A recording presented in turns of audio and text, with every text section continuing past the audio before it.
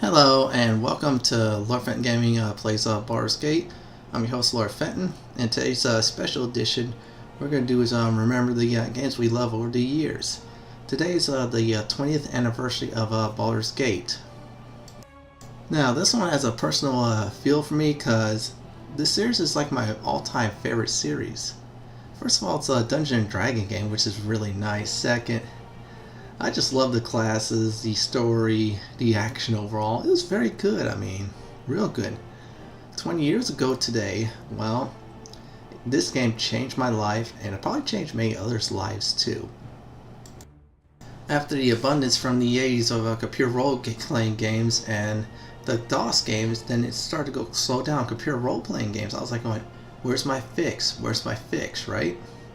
And well, to be honest with you, I found this game. Ever since then, things got started right. Now, real quick, I was showing you all the portrait I did. That's the portrait I used until I discovered make your custom ones. That's what this game was all about, was customizing, of course within the rules of Dungeons and Dragons.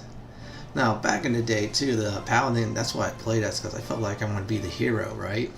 Everybody wants to be a hero sometimes. Now, today I'm a little bit more in the gray area. I'll play good evil, that'll be fine. Now, I'm playing the Enhanced Edition since it's easier to record on it and such. I want to show everybody, because of Baldur's Gate, we also got the nice kits from Baldur's Gate 2. Yes, the best game ever. Still, the Enhanced Edition added the Blackguard as anti-paladins. Back in the day, I did pick the regular paladin because that's what happened. You pick that, then you got into Baldur's Gate 2. Afterwards, you get the chance to switch over to the kits if you want to continue that route. That's what this game was all about, was customizing within the D&D rules, which I did love. I mean, I had a great time with this game overall. Your alignment, of course, I got forced to lawful good, but still, that's the rules you had to play.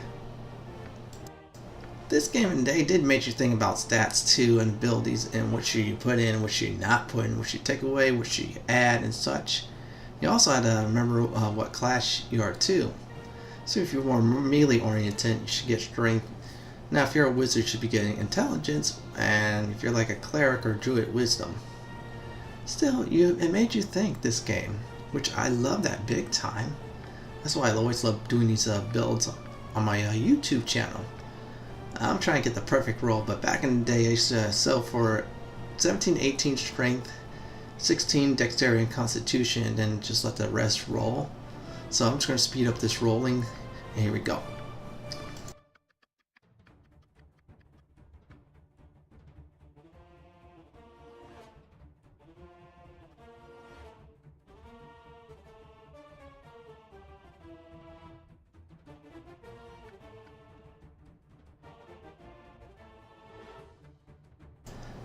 Yes, I'm back from speeding up the footage just to get the perfect stats, or the sweet spot.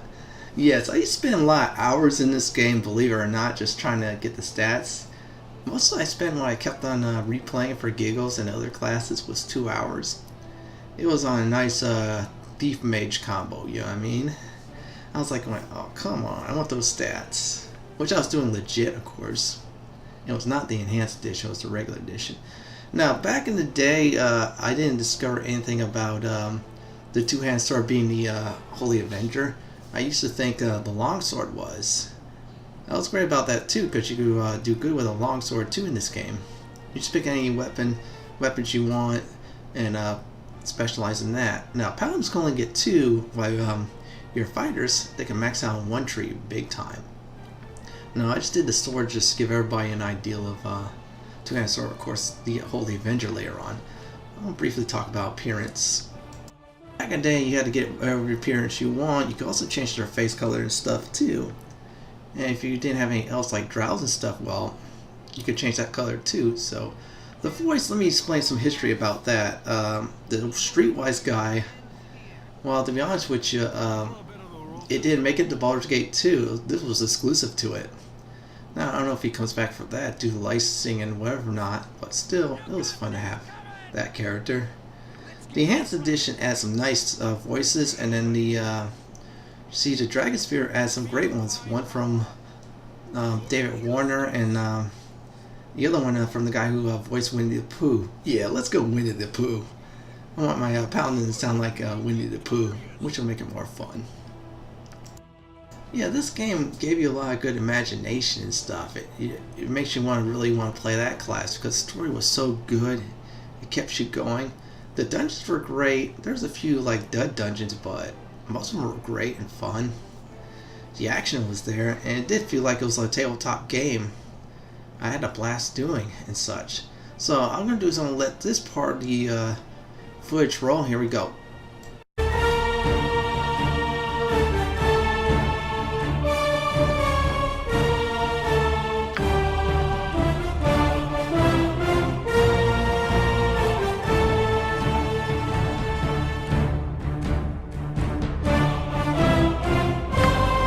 Nestled atop the cliffs that rise from the Sword Coast, the citadel of Candlekeep houses the finest and most comprehensive collection of writings on the face of Farron. It is an imposing fortress kept in strict isolation from the intrigues that occasionally plague the rest of the Forgotten Realms. It is secluded, highly regimented, and it is home. Within these hallowed halls of knowledge, your story begins. You have spent most of your 20 years of life within this keep's austere walls, under the tutelage of the sage Gorion. Acting as your father, he has raised you on 1,000 tales of heroes and monsters, lovers and infidels, battles and tragedies. However, one story was always left untold, that of your true heritage. You have been told that you are an orphan, but your past is largely unknown. Lately, Gorion has been growing distant from you, as if some grave matter weighs heavily on his heart. You have asked about his concerns as gently as possible, but your queries have been in vain. Your sole comfort is the knowledge that he is a wise man, and you know he will tell you when the time is right. Nonetheless, his silence is troubling, and you cannot help but feel that something is terribly wrong. Today, Gorion has appeared more agitated than ever, and now he has uncharacteristically interrupted your chores in the middle of the day, imparting hurried instructions for you to equip yourself for travel. He has handed you what gold he can spare, but given no clue as to why. Nevertheless, you now stand before the Candlekeep Inn, ready to purchase what you need for an unplanned and unexpected journey.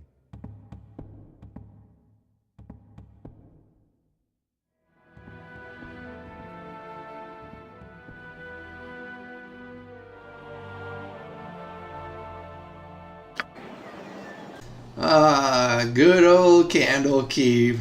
The newbie map that you're really safe in, except for a few encounters and such, but still, you felt safe big time. And plus, Gorion sent you off in front of the inn, gave you 150 gold pieces to buy whatever class equipment you need to get. So he goes, here's 150, you know what to do with it. Then meet me at the big old castle. And I remember Winthrop too. He was a wise guy, but still, it was fun. He was a good shopkeeper. I mean, there's life in this game. I mean, some real good life. You can also answer him any way you want. You could be real serious. You could joke. You could be a dick to him and such, but still, he was your shopkeeper. There's some other shopkeepers were bland. There are some that actually help big time beyond the shopkeeper experience. I think there was one in Burger Ghost where you give a certain shell to get certain plate armor. That was light, I think. Now, back in the day, you had to buy mundane weapons. Now, the problem with that is due to the iron crisis in the Sword Coast that it break easy. Yes. So that's when you start had to do backup. I didn't find out about this until just like halfway through getting to Burger Ghost, and that nice long sword I had broken too. Now, good thing I dealt with some bandits that got a short sword for a while until I got to the town, of course, to pawn off some stuff. Yeah, that was not fun, but still, it kept you on your toes, which I did love overall.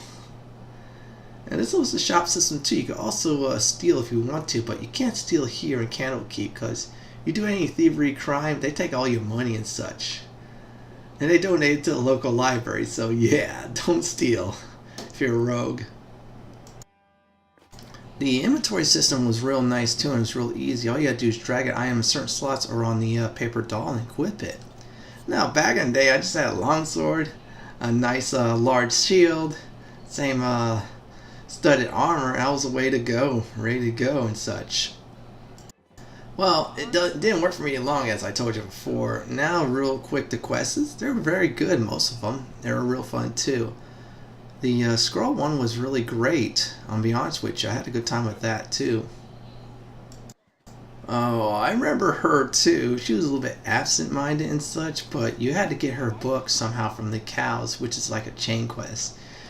Before you had to get her book from the cow, you had to help the guy who owns the cow with something that has a guard, has a certain potion stuff. You had to go get that potion, go back to the guy, allows you to get the book, and allows you to turn the book into the girl. Now, the scroll itself was a different quest altogether, but that's how chain questing works in Baldur's Gate. It was good in the day. It kept me remembering I gotta do this and this before doing that. Let's look at combat once we get inside real quick.